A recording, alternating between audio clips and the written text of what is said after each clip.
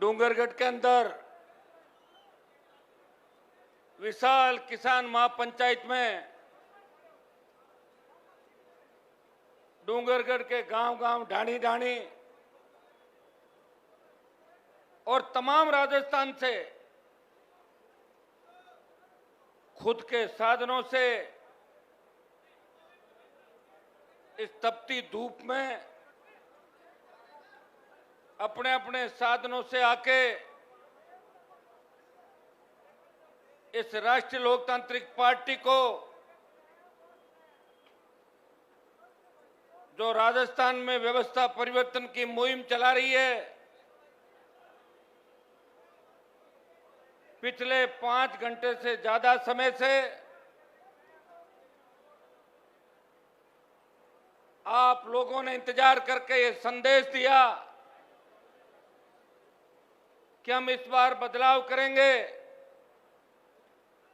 मैं हृदय से आपका आभार प्रकट करता हूं, बहुत बहुत आपको धन्यवाद देता हूं कि 16, 17, 18 के अंदर जितनी भी हुंकार रैलियां राजस्थान के अंदर हुई, उसमें मैं खुद आपके बीच आता था और आप मेरे बुलावे पे आते थे। लेकिन इस बार की रैलियों की एक खासियत है कि बुलावा भेजने के लिए हमारे प्रतिनिधि के रूप में हमारे छोटे भाई और हमारी पार्टी के विधायक और पदाधिकारी आपके बीच आते हैं। आप हनुमान बेनीवाल की हाजिरी मान लेते हो और हजारों हजार की संख्या के अंदर आते हो। इसके लिए मैं हृदय से आपका आभार प्रकट करता हूं।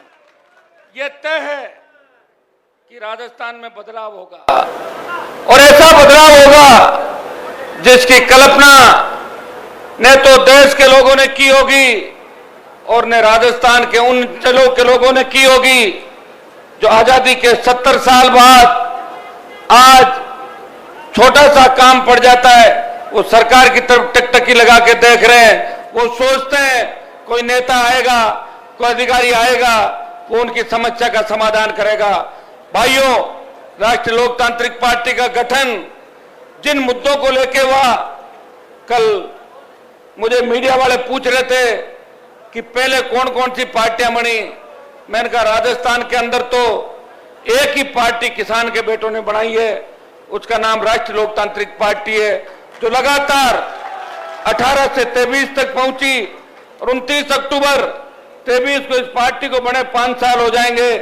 5 साल का जो सफर है वो आपके सहयोग आशीर्वाद से 5 प्रधान, 3 विधायक, 1 सांसद और राजस्थान में अगर किसी दल को मान्यता मिली, अगर राजस्थान के अंदर 70 साल में वो दल जिसको तैयार करने वाले, जिसको खड़ा करने वाले खून पसीने से इस पौधे को सींच के वृक्ष बनाने वाले आप हो, अगर किसान और जवान का कोई दल है वो राष्ट्रीय लोकतांत्रिक पार्टी है, जो देश की सबसे नई पार्टी है।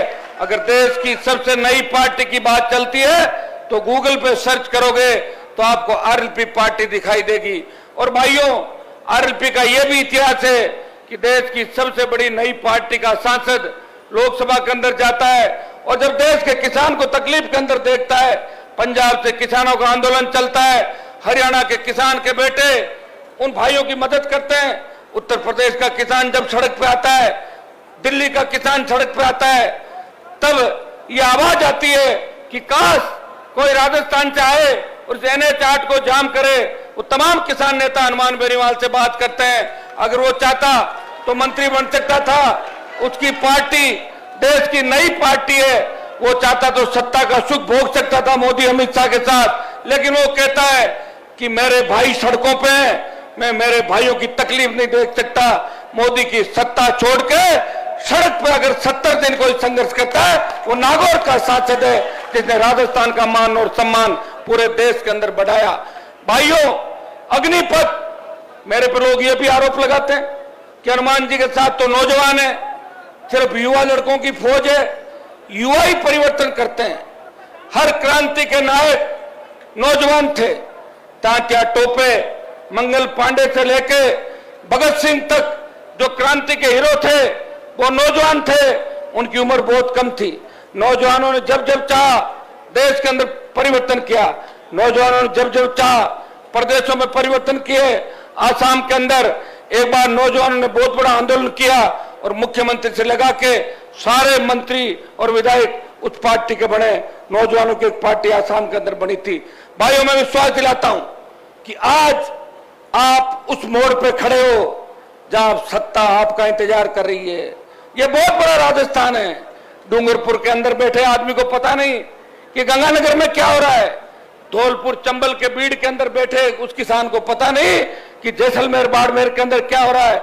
मैंने पूरे राजस्थान के अंदर संघर्ष प्रयास किया और पिछले 20-25 साल के अंदर रेतीले धोरों से लेके चंबल के बीड़, डूंगरपुर के आदिवासी अंचलों से लेके गंगानगर हनुमानगढ़ तक पानी की मांग करे किसानों के साथ हर आंदोलन मोर्चे पे खड़ा रहा। चाहे राजस्थान की विधानसभा के अंदर रहा, हमेशा किसान जवान के लिए मुझे रोज आप देखते थे एक व्यक्ति लड़ता था, वो वसुंधरा से लड़ रहा था, वो गहलोत से लड़ रहा था, वो किसान विरोधी सामंती ताकतों से लड़ रहा था, वो अपराधियों से लड़ रहा था। सत्ता को ठोकर मार के, मंत्री पद को ठोकर मार के संतरी बन के अगर 20 साल किसी ने सेवा की, वो नागौर के शासन ने सेवा की। और दिल्ली जाने के बाद जब अब किसान की बात आई और सेना को ठेके पे दिया, तब देश का एकमात्र सांसद जिसके मन में पीड़ा थी, मैं उस कौम से आता हूं जिस कौम का इतिहास बहुत बड़ा है, जिस कौम ने इतिहास लिखा, जिस कौम के इतिहास जिस कौम के संघर्षों से अटा पड़ा है, अफगानिस्तान से लेके गंगा के तट तक जिस कौम का बोलबाला था। अगर हमारे भाइयों को आप सेना में जाने से रोकोगे, मोदी जी, मैं इसका विरोध करूंगा। लोकसभा के अंदर सेना को ठेके का अगर विरोध किसी ने किया तो झंडे के साथ राष्ट्रीय लोकतांत्रिक पार्टी के सांसद ने किया। और जोधपुर में 2 लाख जवानों की रैली करके यह संदेश दिया, प्रधानमंत्री जी, पहले भी 3 कृषि बिल आपने वापस लिए थे, वापस आपको अग्निपथ लेना होगा। ये नौजवानों की हुकार है, ये नौजवानों की ललकार है। मैं विश्वास दिलाता हूं इसके बाद अग्निपथ को लेकर भी बड़ा आंदोलन हम राजस्थान में करेंगे। हरियाणा, यूपी, दिल्ली को मिला के फिर दिल्ली की ओर कूच करेंगे, फिर अग्निपथ को सरकार को वापस लेना पड़ेगा। अभी दिल्ली का पहलवान, दिल्ली की हमारी किसान की बेटियां जब जंतर मंतर के अंदर बैठी अपने लिए न्याय की गुहार लगा रही थी, उत्तर प्रदेश के बाहुबली सांसद जो भारतीय जनता पार्टी को कितना डोनेट करते होंगे, मुझे लगता है कि बहुत बड़ा व्यक्ति होगा, इसलिए पूरी बीजेपी झुक गई उसके सामने। लेकिन अगर देश का कोई सांसद सबसे पहले जंतर मंतर के धरने पे पहलवानों के बीच जाता है, वो नागौर का सांसद है जो जाके उन बेटियों के सम्मान की लड़ाई लड़ता है। उसके बाद लोकसभा का नया भवन बनता है। लोकसभा के नए भवन के उद्घाटन पे कांग्रेस अपनी राजनीतिक रोटियां सेकती है। कांग्रेस पार्टी कहती है कि हम बहिष्कार करेंगे, उनका मुद्दा दूसरा होता है। बीजेपी अंदर जाने की बात करती है, एनडीए यूपीए में देश बन जाता है, उन पहलवान बेटियों को भुला दिया जाता है। तब इस देश के किसान का एक बेटा हनुमान बेनीवाल ये कहता है कि पहलवान बेटियों को न्याय नहीं मिला, मैं नए लोकसभा भवन के अंदर नहीं जाऊंगा। ये अगर किसी ने त्याग समर्पण किया, आपके भाई ने किया, और पहलवानों पे लाठीचार्ज होती है, पहलवानों को गिरफ्तार किया जाता है। अगर बजरंग को थाने से छुड़ा के कोई लाता है, वो नागौर का सांसद है, वो मयूर विहार थाने के अंदर जाके अपने भाई को छुड़ा के और बिना मुकदमे वापिस लेके आता है। भाइयों, ये छोटी सी कहानी मैंने दिल्ली की आपको बताई। आज राजस्थान के अंदर जो हालात है वो आपसे छिपे नहीं, देश के अंदर जो हालात है वो आपसे छिपे नहीं। मैं यहाँ इस कार्यक्रम की सफलता के लिए मैं धन्यवाद दूंगा हमारे छोटे भाई दानाराम जी गिटारा, डॉक्टर विवेक महात्रा, इन लोगों ने बहुत संघर्ष किया डूंगरगढ़ के अंदर। भाई विजयपाल जो 2-3 दिन से वहां बैठे थे मोर्चरी के अंदर, रेजीराम जी, सिजीराम जी गोदारा, तुलसीराम जी गोदारा, लक्ष्मण जी खिलरी सरपंच साहब, प्रभु जी गोदारा सरपंच साहब, रामूराम जी फुक्कर, शेर सिंह जी भाटी, सुनील बिश्नोई, सुखदेव बिश्नू, जावेद कामखानी, तुलसीराम डूडी, सोहनलाल लुहार, श्रवण जी सारस्वत, देवीलाल जी पुरुष सरपंच, धनाराम जी फौजी, चेनाराम जी तरड़, धनाराम जी हमारे पत्रकार भाई विशाल जो यहाँ इस कार्यक्रम की वो कर रहे थे, कालू राम जी गोदारा पंचायत सदस्य, ओम प्रकाश जी उप सरपंच, चैनाराम जी मेरिया सरपंच, ओम प्रकाश जी स्वामी, जयप्रकाश बांगड़वा, खाजूवाला, रेवती नायक ये जिलाध्यक्ष और महेंद्र सारण सरपंच सहित तमाम हमारी पार्टी के राष्ट्रीय महासचिव भाई मनीष चौधरी और खींवसर के विधायक छोटे भाई नारायण बेनीवाल, पार्टी के प्रदेश अध्यक्ष और भोपालगढ़ विधायक पुखराज जी गर्ग, जितने हमारे प्रधान बैठे हुए हैं, ये लालचंद जी मुंड अभी ताजा चुनाव लड़े सरदार शहर के अंदर, जिन्होंने भारतीय जनता पार्टी और कांग्रेस का दिमाग ठीक कर दिया था। सीताराम जी बैठे बगल में, चौधरी साहब बैठे उधर हमारे ताऊ जी, और तमाम ये हमारे सारे प्रवक्ता, पार्टी के सारे पदाधिकारी, सम्मानित मंच और हजारों की तादाद के अंदर उपस्थित मौजूद बुजुर्गों, नौजवान साथियों, मेरे भाइयों, आज राजस्थान उस मोड़ पे खड़ा है। आप देखिए मुख्यमंत्री जी का बयान देखिए, किस तरह बयान दे रहे मुख्यमंत्री, और दिल्ली वालों को देखिए, जो भी उनके खिलाफ बोलता है उसको सीबीआई का डर दिखा देते हैं, ईडी का डर दिखा के उस नेता का मुंह बंद कर देते हैं। ये तो लोकतंत्र खतरे में है, लोकतंत्र की हत्या हो रही हिंदुस्तान के अंदर, लोगों को बोलने का अधिकार नहीं। अगर आम आदमी बोलना चाहता है तो राजस्थान की सरकार भी उसे तंग करती है और दिल्ली की सरकार भी तंग करती है। कांग्रेस की जब सरकार बनी थी राजस्थान के अंदर, तब ये बात चली थी कि किसानों का कर्जा माफ होगा। राहुल गांधी ने कहा था 1, 2, 3, 4, 5, 8, 9, 10 दिन में संपूर्ण कर्जा माफ। किसी ने पर्ची पकड़ाई और राहुल गांधी ने बोल दी 10 दिन में कर्जा कैसे माफ होगा, बताओ मुझे। और कर्ज माफ के लिए अगर बीजेपी के लोग कांग्रेस पर आरोप लगा रहे हैं वो झूठे हैं, वो भी चाहे तो कांग्रेस बीजेपी दोनों मिलकर, स्टेट और दिल्ली मिलकर देश के किसानों का कर्जा माफ कर सकती है।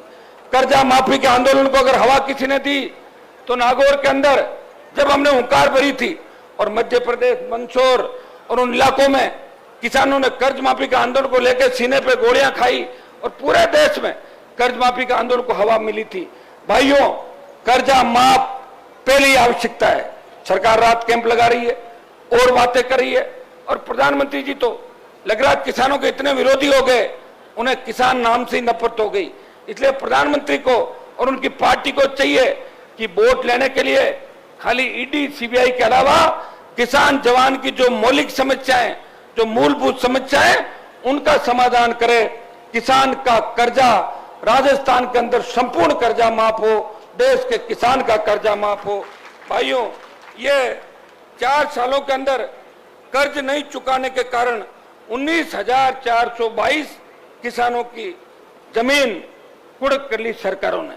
इससे ज्यादा क्या बात होगी, आप बताएं मुझे। आज हालात बद से बदतर होते जा रहे हैं। हमारे किसानों के बेटे जीतते तो समाज के नाम से और किसान के नाम से। कोई अशोक गहलोत को पॉलिटिकल पापा कहता है, कोई वसुंधरा को अपनी मम्मी कहता है और वोट आपसे लेता है और मम्मी पापा दूसरों को कहते हैं। उन लोगों का भी हमें ध्यान रखना होगा। हमें ऐसे लोगों को जिताना है। एक आप लोग क्या दयालु बहुत हो, आपको दया आ जाती है, लेकिन दया एक बार ही करो, दोबारा नहीं। अगर कोई कपड़े फटा हुआ सड़क पे घूम रहा है तो उसको एक बार अच्छे कपड़े बना दो और एक बार सिखा दो, और फिर भी वो नहीं मानता है तो उसको घर बिठा दो, दूसरे को मौका दो। ऐसे तो जीवन निकल जाएगा, कैसे काम चलेगा। जिस डूंगरगढ़ के अंदर मैं भाषण दे रहा हूं, वहां वीर तेजा जी के भक्तों की, जसनाथ जी के भक्तों की, राम साहब पीर भैरू जी के भक्तों की, तमाम जो हमारे बीगाजी महाराज के भक्तों की कितनी बड़ी संख्या है। हाँ, ये सही है कि पिछली बार भी आपने कांग्रेस भाजपा को हरा दिया था, लेकिन जिताया किसको? जिसको जिताया क्या वो काम करने में कामयाब रहा? जिस पुल से, ये जिस रेलवे ट्रैक से मैं आया हूं, 15 मिनट 20 मिनट तो मेरी गाड़ी फंसी रही। अगर कोई एम्बुलेंस आए और उसमें गंभीर मरीज हो, मुझे लग रहा है उसे ऊपर ही जाना होगा, इस ट्रैफिक के अंदर वो गुजर नहीं सकता। इस रेलवे के आरओबी का निर्माण अगर 4 साल में आपका विधायक ने करा चुका और वो अशोक गहलोत की गोद में बैठा हुआ है, मुझे तो अचंभा होता आपके एमएलए का। एक बार तो जब सरकार गिर रही थी तब हल्ला हुआ था कि मैया जी कहां गए, बोले पायलट के साथ गए, और शाम को हल्ला हुआ कि पायलट के बाड़े से निकल के गहलोत के चले, कितनी स्पीड से भागे होंगे देखो आप। तो गजब की फुर्ती दिखाई दिन शाम। और काश ऐसी फुर्ती वो डूंगरगढ़ के विकास के अंदर दिखाते। मैं तो सत्ता के खिलाफ हूं, मोदी भी मेरे नाराज है, गहलोत नाराज, वसुंधरा मुझे देखना नहीं चाहती, फिर भी खींवसर के अंदर आप जाके देखिए, शायद खींवसर विधानसभा क्षेत्र के अंदर 7-8 तो कॉलेज सरकार ने डर से खोल दिए थे, हमारे पूर्ववर्ती सरकार ने खोले, अब की सरकार ने 5 खोल दिए। और अब वहां झगड़ा सड़कों का नहीं है, नागौर, खींवसर, मेड़ता और इन इलाकों में झगड़ा यह है कि सड़क 375 नहीं 5.5 मीटर बने, ये झगड़ा चालू हो गया। 375 का तो झगड़ा ही समाप्त हो गया। और मुझे लग रहा बीकानेर में तो जहां कोलाहित के अंदर 14 को प्रभु जी और रैली कर रहे हैं, वहां तो अभी भी ऐसे गांव होंगे जो सड़क मार्ग से नहीं जुड़े। मैंने राजस्थान को नापा है, जगह जगह बहुत से इलाके ऐसे हैं जहां के जनप्रतिनिधि सुस्त और कमजोर है, उन इलाकों में विकास नहीं हो रहा है। डूंगरगढ़ प्यासा है, डूंगरगढ़ की धरती पानी मांग रही है, वो पीने का पानी यहाँ का आम आदमी मांग रहा है और सिंचाई का पानी यहाँ के लोग मांग रहे हैं। अगर हमारे नेताओं की सोच ठीक होती, 60 साल पहले इंदिरा गांधी नहर सहित हरियाणा से जो नहरें आती है, अगर राजस्थान के अंदर उन नहरों से सिंचित क्षेत्र बढ़ा दिया जाता तो हमारे बच्चे भी इंग्लैंड, अमेरिका, जर्मनी के अंदर पढ़ते। लेकिन नेताओं की सोच अच्छी नहीं थी, उनकी सोच थी कि मैं, मेरा बेटा, मेरे बेटे की बहू और मेरा भतीजा या मेरा भांजा इससे आगे नहीं बढ़े और आपको विकास के अंदर पीछे धकेल दिया। मैं धन्यवाद दूंगा नौजवानों का। क्या महाराष्ट्र गए, गुजरात गए, मद्रास गए, बेंगलोर गए, हैदराबाद गए, आपने वहां पे समाज का मान सम्मान बढ़ाया और यहां से हजारों हजार बच्चों को वहां रोजगार दिया। और उसी के परिणाम है कि आज हमारा समाज, शेड्यूल कास्ट के हमारे भाई, ओबीसी के दूसरे भाई धीरे धीरे आगे बढ़ रहे हैं। अगर हमारे नेताओं की सोच ठीक होती तो हम 50 साल पहले आगे चले जाते। आज अगर हम आगे आए तो इसमें सोशल मीडिया का बहुत बड़ा योगदान है। दुरुपयोग भी है, चीज का अगर उपयोग होगा दुरुपयोग भी होगा। गलत तरीके से सोचें तो कोई सही बात सोचता है उसका उपयोग है, और गलत बात चाकू है, सब्जी काटने काम आता है और किसी को मौत के घाट भी उतार देता, उतारता नहीं उतारता। तो सही सोचें, अगर सही सोच के साथ अपन चलें तो जो क्रांति आई इस देश के अंदर वो पिछले 8-10 साल के अंदर ही आई है। जब मोबाइल नेटवर्क आया 15 साल में, सोशल मीडिया आया, इंस्टा और आपके दूसरे ट्विटर आया, इससे आप एक दूसरे को जानने लगे। आज हनुमान बेनीवाल डूंगरगढ़ के अंदर सभा को संबोधित कर रहा है, पूरा देश देख रहा है, पूरा विश्व देख रहा है। इस क्रांति जो आई है ये बहुत कम समय के अंदर आई है। मैं भाइयों एक बात आपको और कहना चाहूंगा, विशेषकर नौजवानों को, कि नशे की प्रवृत्ति से राजस्थान और देश का नौजवान खात्मे के कगार पे। सबसे ज्यादा भोले भाले हमारे किसान के बेटे, वो किसी के झांसे में आ जाते हैं।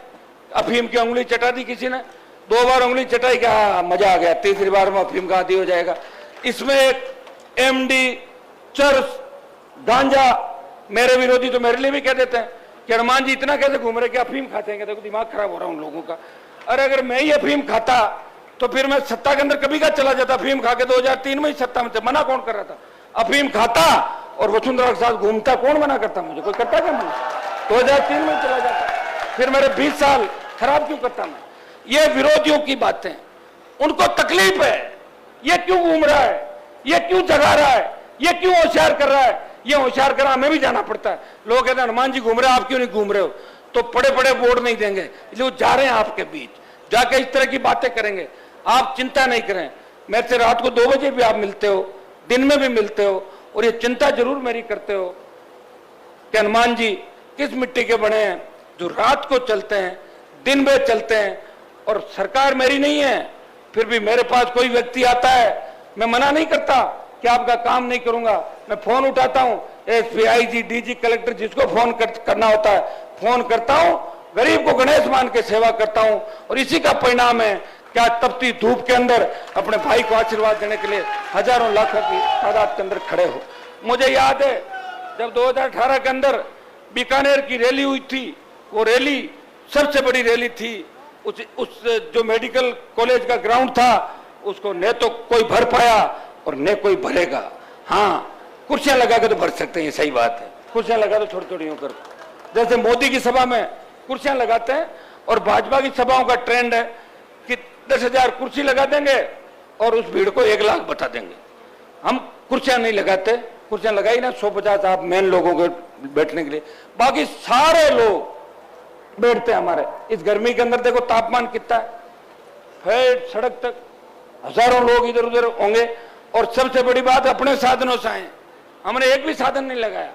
ये होता है अपने व्यक्ति के लिए समर्पण। और मुझे पूरा विश्वास है कि डूंगरगढ़ का 1 लाख वोट और शेड्यूल कास्ट का 50,000 वोट, और हमारे जो भाई हैं सिद्ध, ये तो हमारा खून का रिश्ता है, सिद्ध जड़ सिख विष्णु, ये तो सब अपने एक हैं। ये मेघवाल लोग आ जाएंगे, नाइक बावरी समाज के लोग आ जाएंगे, ओबीसी के हमारे भाई आ जाएंगे। डूंगरगढ़ के अंदर तो ब्राह्मण बनिया तमाम समाज मेरे से कांटेक्ट है। वो कहते हैं कि साहब विकास कराओ, 70 साल में कुछ भी नहीं हुआ। आपके यहाँ एमएलए मैंने देखे कई लोगों को, तो किस तरह के विधायक चुन चुन के आप भेजते हो जो मजाक के पात्र बन जाते हैं राजस्थान के अंदर। तो ऐसा काम हमें नहीं करना है। इस बार एक चीज तय करनी है कि हमें राष्ट्रीय लोकतांत्रिक पार्टी का विधायक डूंगरगढ़ से बनाना है। मैं आपको विश्वास दिलाता हूं कि मारवाड़ से तूफान चलेगा। मारवाड़ कहाँ है वो भी बता दूं मैं आपको।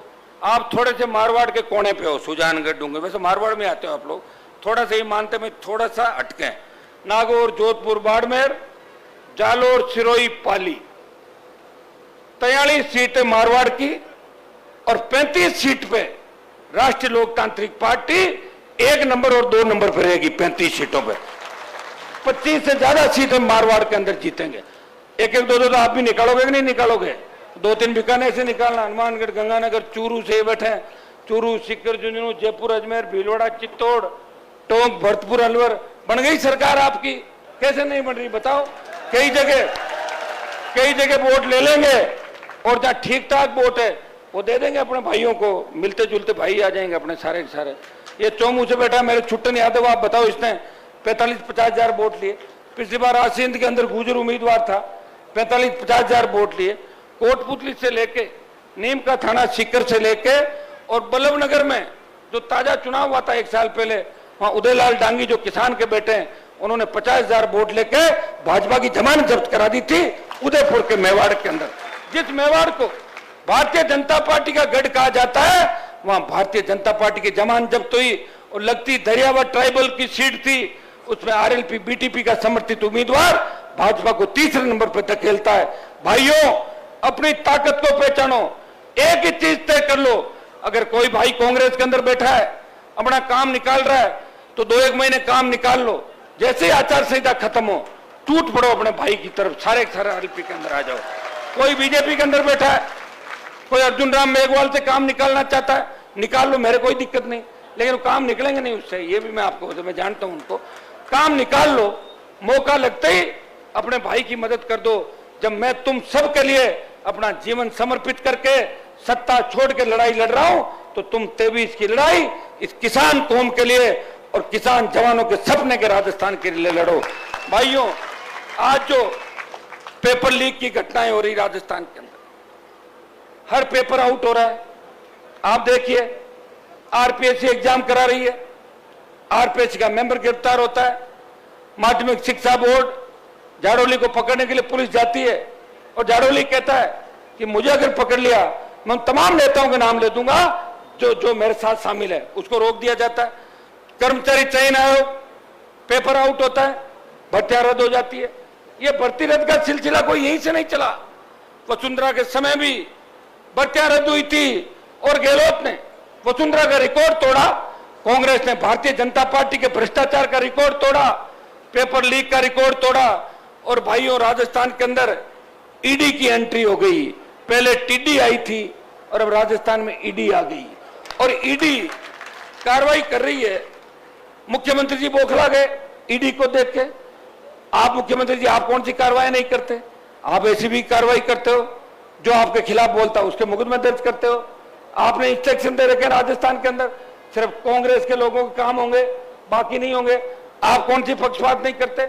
आप ही द्वेषता रखते हो, तो दिल्ली वालों का मौका लगता है। वो तो काम ही कर रहे हैं, उनका तो धंधा ही है दिल्ली वालों का, वो तो सरकार में ही ऐसे ही बैठे हैं।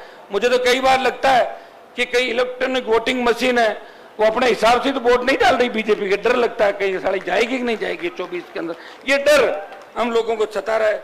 भाइयों, ईडी यहाँ पे आई है, ईडी को लेके आरएलपी ने मामला उठाया था और पेपर लीक को लेके लोकसभा के अंदर भी मामला उठा, रीट का एक एग्जाम रद्द हुआ और सिविल लाइन पे हजारों की तादाद के अंदर आप लोग गए थे। हमने ईडी और सीबीआई जांच की मांग की थी। गहलोत ने एक भी जांच सीबीआई को नहीं दी आज तक। अगर एक जांच भी सीबीआई को दे देते तो हम मान लेते कि गहलोत जी आपकी मंशा साफ है, आप सीबीआई को दे नहीं रहे हो। राज्यपाल जिसको दिल्ली नियुक्त करती है, ये ईडी पहले ही आ जाती, कौन रोक रहा था, लेकिन इनको भी चुनाव के साल में ईडी को भेजना है, भेज के सौदेबाजी करेंगे। तुम हमारे लोगों की रखवाली करना स्टेट के अंदर, हम तुम्हारे लोगों की रखवाली करेंगे और फिर मिलजुल के खा लेंगे दोनों। अशोक गहलोत ने कहा कि जब मेरी सरकार गिर रही थी तो वसुंधरा ने मेरी सरकार बचाई, कहा था कि नहीं कहा था? और ये मैंने कब कहा था? 2009 में कहा था कि गहलोत वसुंधरा मिले हुए, इसलिए हनुमान बेनीवाल अलग चलेगा राजस्थान के अंदर, और 15 साल से उसी लड़ाई को आगे लेके चल रहा हूं। मैं मांग करता हूं कि ईडी खाली नोटिस देके अपना टाइम पास नहीं करे, लोगों का टाइम खराब नहीं करे, ईडी मुकदमा दर्ज करे, उन तमाम राजनेताओं के नाम उजागर करे जो पेपर लीक की घटनाओं में लिप्त है, उन तमाम नेताओं के नाम उजागर करे जिनके रिश्तेदार कोचिंग चला रहे हैं, जिनके कोचिंग सेंटर है, जिन पे आरोप लगे थे, उन लोगों को भी ईडी को खुला करना चाहिए। भाइयों, आरपीएससी बहुत बड़ा लेन देन इस मामले के अंदर हुआ और हम मांग करेंगे आज भी इस माध्यम से कि ईडी को खाली पॉलिटिकल माइलेज के लिए दुरुपयोग नहीं करके इसमें जो भी धन का लेन देन हुआ है उसके अंदर सरकार ईडी मुकदमे दर्ज करे, उन लोगों की गिरफ्तारी करे, ये हम मांग करते हैं। और अशोक गहलोत से भी एक मैं मांग करूंगा। अशोक गहलोत ट्वीट करते हैं, अशोक गहलोत ये कहते हैं कि बहुत बड़ा भ्रष्टाचार हो रहा है, खुद कहते हैं। अरे मुख्यमंत्री जी, जब आपके राज्य में भ्रष्टाचार हो रहा है, आप मुख्यमंत्री हो, या तो झूठ मत बोलो और सच बोल रहे हो तो गिरफ्तार कर लो। भ्रष्टाचार कौन कर रहा है? संजीवनी के अंदर दिल्ली के मंत्री पे आरोप रोज लगा रहे हैं, तो आप बता दो कि दिल्ली वाले आप मिले हो तो नहीं हो, या तो आरोप लगाना बंद करो और या सच्चाई उजागर करो। ये तो हंसी मजाक का खेल हो गया। क्या आप लोगों को बरगला रहे हो, लोगों के अंदर भ्रामक प्रचार फैला रहे हो? आपकी मंशा क्या है, उस मंशा को क्लियर करना चाहिए। अगर कोई दोषी है कार्रवाई करो और कोई दोषी नहीं है तो बंद करो बात, क्योंकि सीएम के पास सारी ताकतें। एक बार विधानसभा के अंदर वसुंधरा खड़ी होकर बोली, जब मैं बोल रहा, बोले आप तो आपराधिक प्रवृत्ति के हो। मैंने कहा मैडम, मैं आपराधिक प्रवृत्ति का हूं, मैंने कोई लूट खसोट नहीं करी, मैं तो जवानों के लिए लड़ता था। आप मुख्यमंत्री हो राजस्थान की, मुझे गिरफ्तार क्यों नहीं करती? मुझे गिरफ्तार करो, और अगर आपसे मैं नहीं होता हूं तो आप इधर मेरी कुर्सी पे आओ, सीएम वाली पे मुझे भेजो, यही पकड़ता हूं आपको इसी समय, तो कर रहा हूं मुझे गिरफ्तार। तो बातें कहने से अलग होता है कि आप तो आपराधिक प्रवृत्ति को, खुद की प्रवृत्ति का पता ही नहीं कि जिसके साथ फेरे लिए उसका आज तक पता नहीं वो कहां धक्के खा रहा बेचारा। वो हमारा जाटों का राजा धौलपुर वाला महाराज, वो धौलपुर छोड़ के कभी का चला गया। बताइए आप किस तरह राजस्थान को लूटा आपने। जाट की बहू, गुजर की बेटी, उसकी समदन राजपूत की बेटी, पता नहीं कितने कितने समाजों की बात करके बड़े बड़े लोगों को ठगा। हर कोई चुनरी उड़ा रहा, हर कोई मैडम का हाथ फेर रहा है चुनरी। क्या सिस्टम है बताओ मुझे। तो बहुत गलत तरीके से लूट खसोट इन दोनों ने मिलकर की राजस्थान के अंदर। और अशोक गहलोत खुद ही बोल गए कि वसुंधरा अगर नहीं होती तो मेरी सरकार नहीं बचती। इसका मतलब मैं सही बोल रहा हूं। भाइयों, 20 सालों में शायद जितने भी आरपीएससी के चेयरमैन बने और सदस्य बने, मैं कहता हूं इन्होंने अपने 100 रिश्तेदारों को आरएस टॉप करा रहे हैं, आरजेएस करा रहे हैं। उनके 2nd डिवीजन ग्रेजुएशन में, 3rd डिवीजन 10th 12th में, और पोस्ट ग्रेजुएट में 2nd डिवीजन। वो कैसे टॉप कर सकता बताइए मुझे। ये इसकी जांच कौन करेगा? स्टेट गवर्नमेंट सीबीआई के लिए लिखे, सीबीआई जांच करेगी। स्टेट लिख नहीं रहा है, दिल्ली वालों को मतलब नहीं, वो दूसरे कामों में लगे हुए। एक आरोप, जब कोरोना आया था 19 में कोरोना आया तो मैंने मोदी का भाषण सुना, हम चुन के गए थे नए नए, तो मोदी ने कहा कि कोविड आ गया, आपको चिंता करने की जरूरत नहीं, भारत में कोविड नहीं फैलेगा। हमने सोचा भाई मोदी जी कोई बात हुई होगी किसी डॉक्टर से या कोई सीनियर आदमी से, वैज्ञानिक से, कोविड नहीं फैलेगा। और जैसे ही कोविड फैला मुंह बांध के सारे भाग गए और कितने लोग खत्म हुए। और सेकंड जब लहर आई, ऑक्सीजन के अभाव के अंदर लोगों ने दम तोड़ा था, न रेमडेसिविर था, न वेंटिलेटर, और आईसीयू वार्ड के अंदर भर्ती कराने के लिए, गैस सिलेंडर के लिए किस तरह के सिफारिश हम लोगों को करनी पड़ी आपको पता। हम तो खुद मौत के मुंह के अंदर गए थे, कितने नेता चले गए, कितने अधिकारी चले गए, ये पुलिस फोर्स के जवान खड़े हैं। ये तो अच्छा रहा कि इनका वैक्सीनेशन हो गया सेकेंड लेयर से पहले, अगर वैक्सीनेशन नहीं होता तो बहुत बड़ी तबाही इस देश के अंदर मच जाती। फिर भी भाइयों, इस देश में 50 लाख मौतें हुई कोरोना से। कितनी? 50 लाख मौतें हुई। जब लंपी आई क्या हो गया बताओ मुझे। मैंने बोला लोकसभा के अंदर, तो हमारे एमपी बीजेपी वाले हंस रहे थे कि यार कहां लंपी आई, क्यों ऐसे ही भ्रामक प्रचार कर रहे हो। और लंपी से गाय ने दम तोड़ दिया, गांव के अंदर हाहाकार मच गया। गांव के अंदर इतनी 200, 300, 400 गौ माता काल कलवित हो गई। और कई जगह स्थिति ऐसे हो गई कि वहां हवा के अंदर प्रदूषण फैल गया। कई जगह प्रशासन को जेसीबी ले जाके वहां खड्डे खोद के और उनका वो करना पड़ा, उनको जमीन के अंदर गाड़ना पड़ा। ये स्थिति इस राजस्थान के अंदर हमने देखी है, आपने देखी है। जिम्मेदार कौन है इसका? उड़ीसा में 2019 में आई थी लंपी, बंगाल में, तब टीका ले थे इसका। अपना गौ माता की जय बोलते हो, गाय के नाम से बोर्ड लेते हो, शर्म नहीं आती तुम लोगों को? भाइयों, ये महंगाई रात के हम चला रहे गहलोत जी, इसमें खुद की ब्रांडिंग के अलावा क्या कर रहे हैं बताएं मुझे। कोई नेतृत्व बीजेपी का है नहीं। अगर गहलोत जी को राहत देनी है तो बजरी माफिया का ठेका निरस्त करें। बजरी की दरें जो 700 रुपए वो 50 रुपए करें, 650 जो दर है उसको 50 रुपए करें। पेट्रोल डीजल हरियाणा, दिल्ली और पंजाब के अंदर हमसे 10-15 रुपए सस्ता है। राजस्थान के अंदर भी टैक्स कम करें, वेट कम करें, जिससे लोगों को राहत मिले। भारतीय जनता पार्टी 4.5 साल में कई विपक्षी भूमिका के अंदर नहीं रही। अगर विपक्षी भूमिका किसी ने निभाई तो राष्ट्रीय लोकतांत्रिक पार्टी के तीनों विधायक, चाहे रीट का मामला हो, पेपर लीक का मामला हो, चाहे दलितों पर अत्याचार का मामला हो, विधानसभा से सस्पेंड हुए, हमेशा बेल के अंदर धरने पे।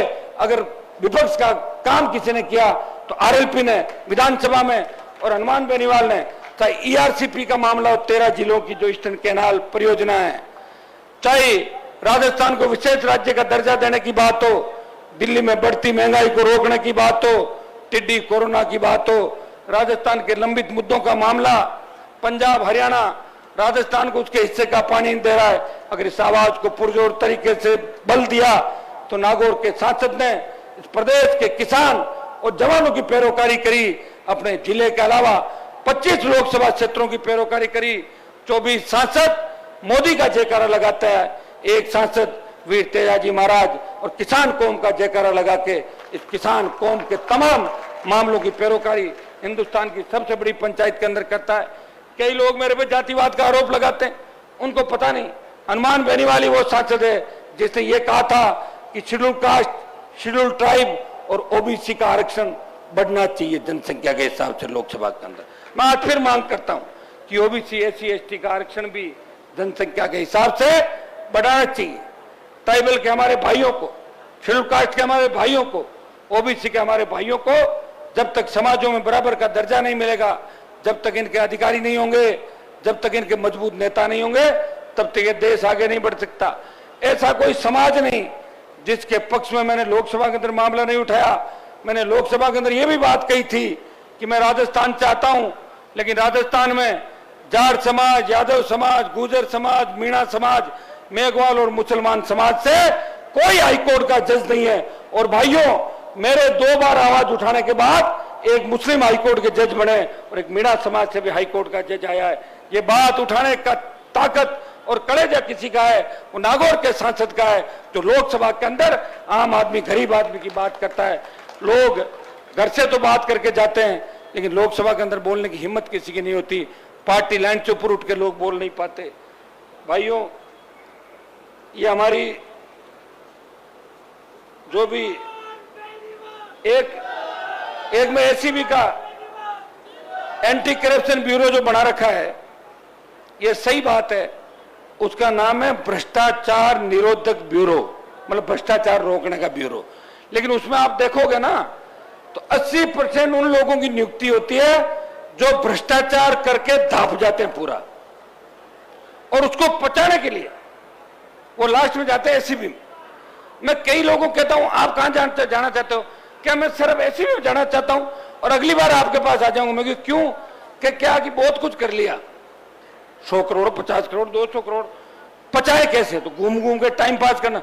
एसीबी में चले जाए, कोई पकड़े नहीं, वहीं जाके बैठ जाओ। एसीबी की अगर जांच की जा रही है खुद की, तो 80% एसीबी में सारा भ्रष्टाचार वहीं मिलेगा।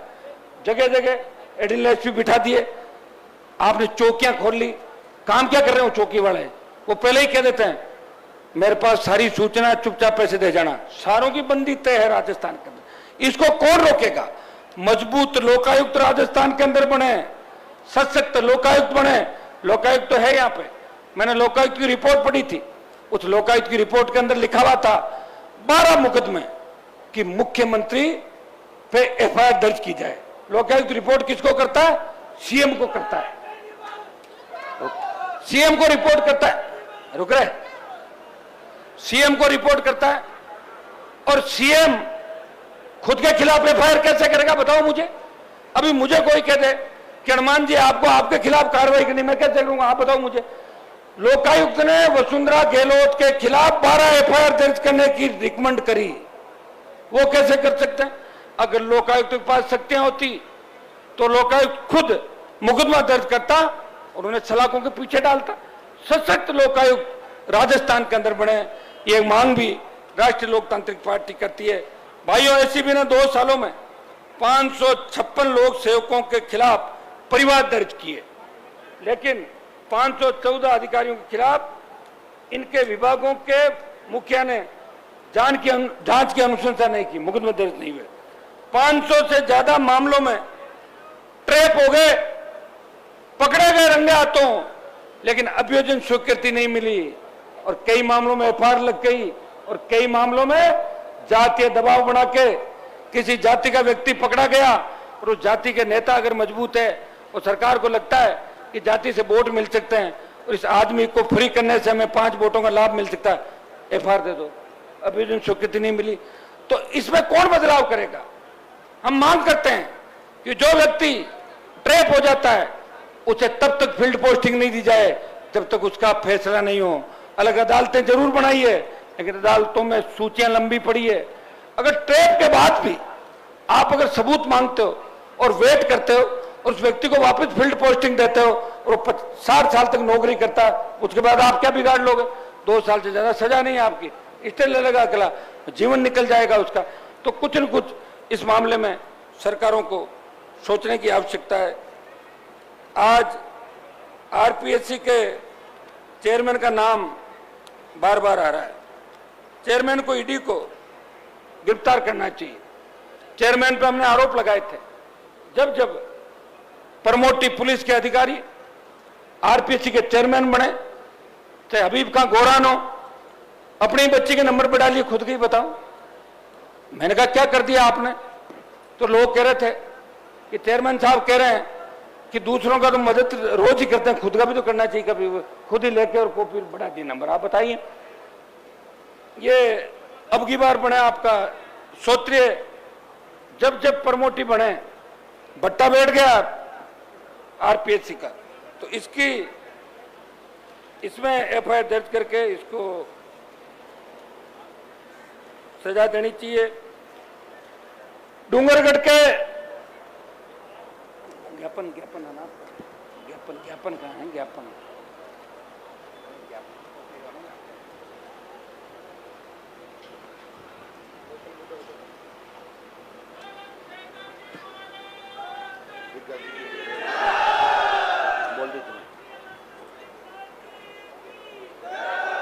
हमारी कुछ मांगे हैं जिनको लेके हम महापंचायत, हुंकार रैलियां, हल्ला बोल सरकार को जगाने का प्रयास कर रहे हैं। सोई हुई बीजेपी भी हमें देख के थोड़ा थोड़ा काम चालू कर रही है, वो भी जग रही है सरकारें, डर गई सरकारें आपसे, क्योंकि सबको पता है कि राजस्थान का रिजल्ट अगर ठीक नहीं आया तो आगे ये सेमीफाइनल है, फिर फाइनल में नहीं जीता जाएगा। और मैं आपको विश्वास दिलाता हूं, इस बार आप लोग मदद कर दो, आप अपनी ताकत दिखा दो, बदलाव हो जाएगा। किसान के बेटों पे फिर कभी गोली नहीं चलेगी, कोई गैंगस्टर किसी किसान के बेटे पे गोली नहीं चलाएगा, कर्जे के बोझ के तले किसी किसान को आत्महत्या नहीं करनी पड़ेगी, किसी बहन अबला की इज्जत नहीं लूटी जाएगी। हमारी बहन बेटियां रात को 12 बजे भी सड़कों पे ऐसे विचरण करेगी जैसे घर के आंगन के अंदर विचरण करती है। इतना विश्वास मैं आपको दिला सकता हूं। हमारे मुद्दे, स्टेट हाईवे को टोल फ्री किया जाए। पिछली जब महारैलियां थी उसमें स्टेट हाईवे टोल मुक्त किए थे, लेकिन इस सरकार ने वापस स्टेट हाईवे पे टोल चालू कर दिया। ये मांग करते हैं मुख्यमंत्री से कि स्टेट हाईवे टोल मुक्त किए जाए। कृषि हेतु मुफ्त बिजली की बात हमने करी, लोकायुक्त की बात कर रहे हैं। फसल बीमा का क्लेम प्रीमियम ले लेते हैं, लेकिन बीमा कंपनियां मोटे स्तर पर रिश्वत देके सरकार को सेट कर लेती है और क्लेम नहीं मिलता। ये पूरा क्लेम पूरे राजस्थान के हर किसान को तय समय पे मिले। डूंगरगढ़ की जिम्मेदारी आप लोगों की है, आप तय कर लें। पूरा क्लेम किसानों को जो है वो डूंगरगढ़ के अंदर हम दिलाएंगे। ये जितने भी रिक्त पद पड़े हैं प्रदेश के अंदर, 4 लाख खाली पद पड़े हैं। नौकरी की घोषणा करिए, 100 गहलोत करें 1 लाख लगा देंगे, वो 4 लाख खाली पद भरे जाए। बेरोजगारी भत्ते की जो सरकार ने घोषणा करी, वो बेरोजगारी भत्ता प्रत्येक ग्रेजुएट को और पोस्ट ग्रेजुएट को बेरोजगारी भत्ता मिले। पेट्रोल डीजल का वेट हम करें, कम करें। लंपी के अंदर जो गाय काल कवलित हुई उन पशुपालकों को राहत दें। बढ़ते अपराधों को रोकथाम के लिए कानून की नीति बनाई जाए। डूंगरगढ़ के कुछ इश्यू है, 10 गांवों को जोड़ने वाली डेलवा से लादड़िया सड़क का निर्माण शीघ्र कराया जाए। इसको भिजवा रहे हैं हम आप लोगों के। डूंगरगढ़ के बिदासर रोड पे आरोपी, इसकी तो मैं घोषणा करके जा रहा हूं कि 2-5 दिन में इसकी स्वीकृति जारी करा के जल्दी काम चालू कर देंगे।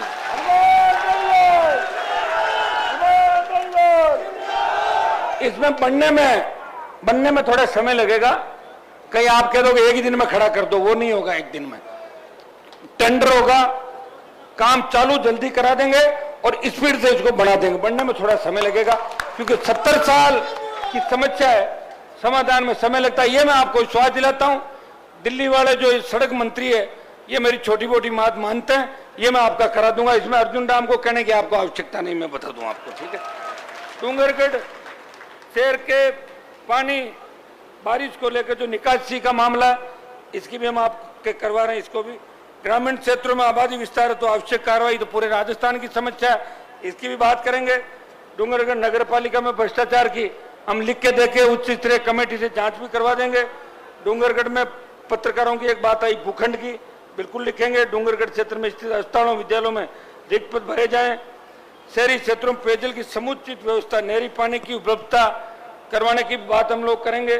गैर कृषि उपभोक्ताओं को निर्बाध विद्युत आपूर्ति सुनिश्चित की जाए, इसका समाधान भी कराएंगे।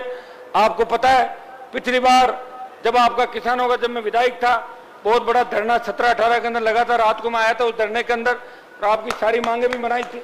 मैं कोई पहली बार नहीं आ रहा हूं, मैं तो हमेशा जहां भी आवश्यकता होती है आपके बीच खड़ा मिलता हूं।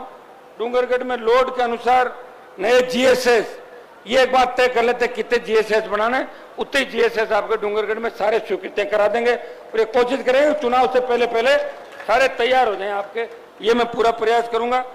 बिजली की पुरानी लाइनों को तत्काल दुरुस्त करने और जलदाय विभाग के पास लंबित नए नलकूप ऑडिट के नाम पर घरेलू कचरे, ये जो गलत भेज रहे हैं आपको बिल, इन सब का भी वापस हम करवा देंगे।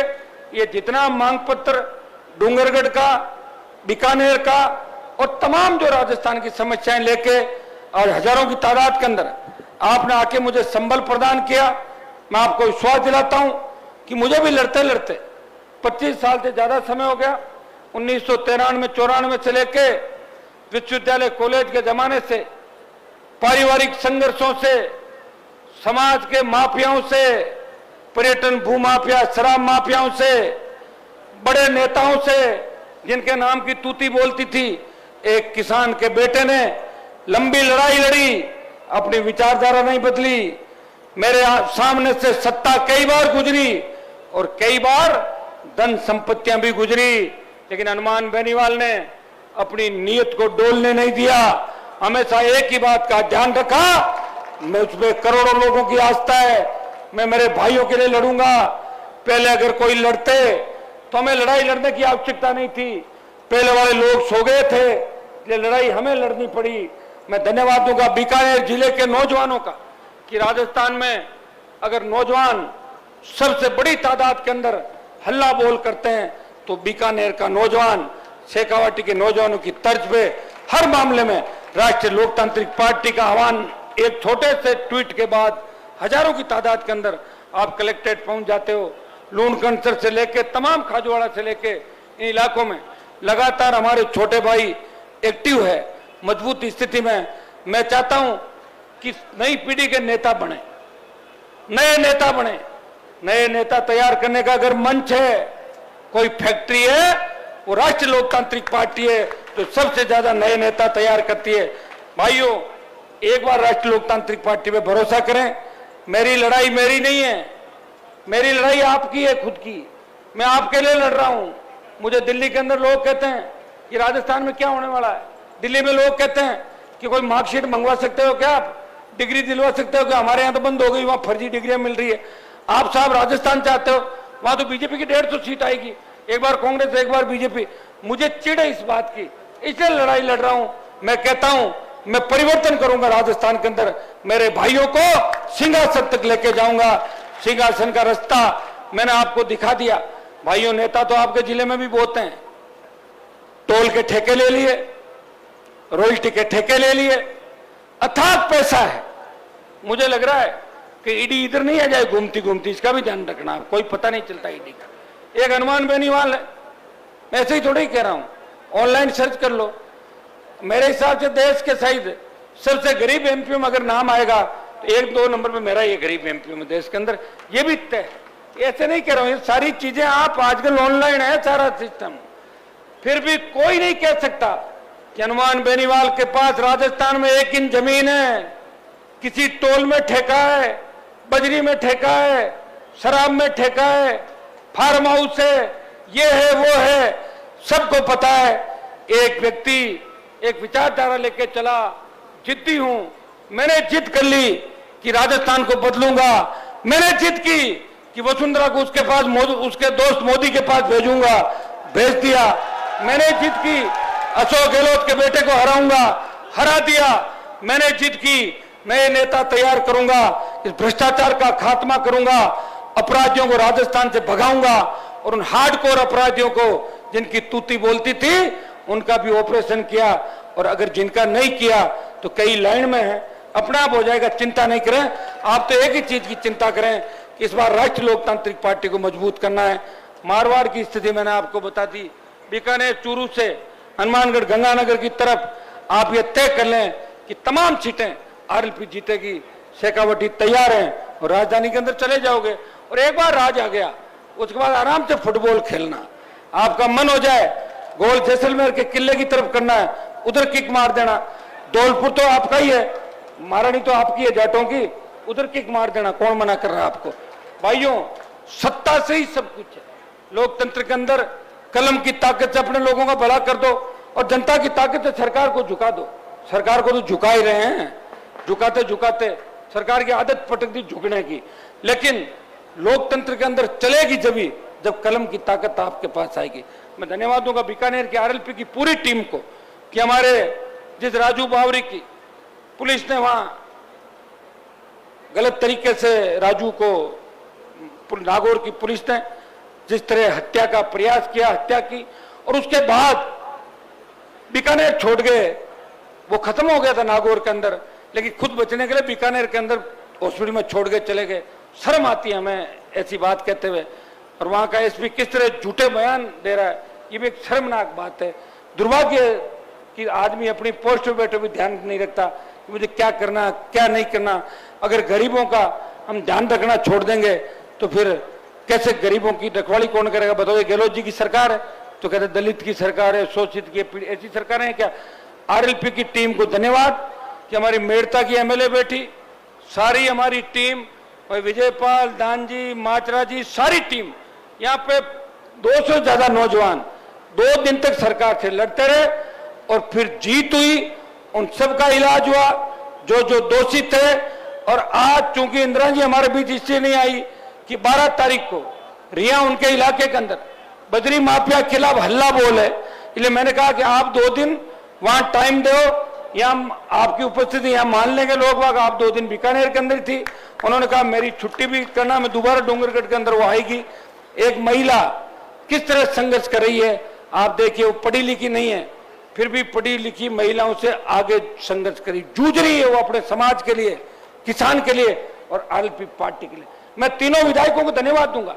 जब अमित शाह, बीजेपी के लोग और गहलोत सारी पार्टियां तोड़ रहे थे, बीटीपी टूट गई, कॉमरेड भाग गए, बसपा भाग गई, लोकदल भाग गया, सिर्फ एक ही पार्टी राजस्थान का मान सम्मान बचा रही थी, वो आरएलपी थी, वो टूटी नहीं और न टूटेगी। ये मैं विधायकों को धन्यवाद दूंगा कि सुख और दुख के अंदर तीनों विधायक मेरे साथ खड़े रहे और मेरी अनुपस्थिति में भी विधानसभा के अंदर इनकी परफॉर्मेंस अच्छी रही और सड़क पे भी ये हमेशा लड़ते हुए आपको नजर आ रहे हैं। आप सबको बहुत बहुत धन्यवाद। डूंगरगढ़ में नौजवानों को और किसानों को ये कहना चाहूंगा, किसान आशीर्वाद रखें, नौजवान संघर्ष करें, एक चीज तय करें कि 23 के अंदर डूंगरगढ़ विधानसभा सीट राष्ट्रीय लोकतांत्रिक पार्टी के खाते में जानी चाहिए, क्योंकि आपने तीसरे मोर्चे को वोट डाला था। पिछली बार जो वोट डाला था वो कम्युनिस्ट पार्टी को डाला था, कोई दिक्कत नहीं, वो व्यक्ति आपके भी लड़ाई लड़ रहा था और हम लेट आए थे और आपने कहा था अब के तो हाँ भर ली, लेकिन अब की बार तो मेरी हाँ तो 10 साल से एडवांस ही चल रही है, अब की हाँ इस बार मेरी रखना कि आरएलपी पार्टी बोतल का चुनाव चिन्ह है, इसके नुमाइंदे को हम चुन के राजस्थान की विधानसभा के अंदर भेजेंगे। तमाम हमारे आयोजकों को डॉक्टर विवेक मात्रा, दानाराम जी गिताला, बीकानेर की पूरी टीम जिन्होंने इस कार्यक्रम को, मेरे विधायकों को, प्रदेश पदाधिकारियों को, सारी आरएलपी की डूंगरगढ़ की बीकानेर की टीम को जिन्होंने ऐतिहासिक कार्यक्रम को सफल बनाया। और सबसे बड़ा धन्यवाद आपको कि 10 बजे से लगातार आप मेरा इंतजार कर रहे हो। कई बार मैं आपसे माफी भी चाहता हूं कि सारे कार्यक्रमों में नहीं पहुंच पाता, बच्चे हर शादी में मुझे बुलाते हैं, आजकल फोटो भी छपवा लेते हैं और जिद करके बैठ जाते हैं। कई तो कहते हैं कि आप नहीं आओगे तो घोड़ी पे ही नहीं चढ़ूंगा, मुझे भागदौड़ करनी पड़ती है। अभी 6 महीने का समय है ना, थोड़ा सा मेरी भी चिंता करो। एक व्यक्ति है, हर जगह नहीं पहुंच पाता, मुझे माफ कर दो, दोबारा आता रहूंगा, फिर बाद में चाय पीने आ जाऊंगा और आ जाऊंगा घर पे। जिद नहीं करें और टेलीफोन भी काम हो तो ही करें। रात की 2 बजे फोन करके रहो, कहीं करो भाई जी छुट्टिया हो बेटा, ये क्या मतलब इन चीजों। अब एक व्यक्ति को थोड़ा सोचने का टाइम भी दो, प्रयास ये करो, काम सारे बता दो मुझे, काम की कोई चिंता नहीं, काम कर देंगे, ये तो तय है। या तो राज आपका बनेगा और या आपके बिना नहीं बनेगा, ये भी तय है राजस्थान के अंदर। ये सरकार में आप रहोगे, इतना विश्वास मैं आपको दिलाता हूं। बहुत बहुत आपको धन्यवाद। 5-7 मैं जयकारा आपसे लगा रहा हूं, आप जय लगाएं। जय जवान, बोले तेयाजी महाराज की, बोले बिगाजी महाराज की, जसनाथ जी महाराज की, राम साहब पीर की, भैरू जी महाराज की, सालासर बालाजी की और डूंगरगढ़ की।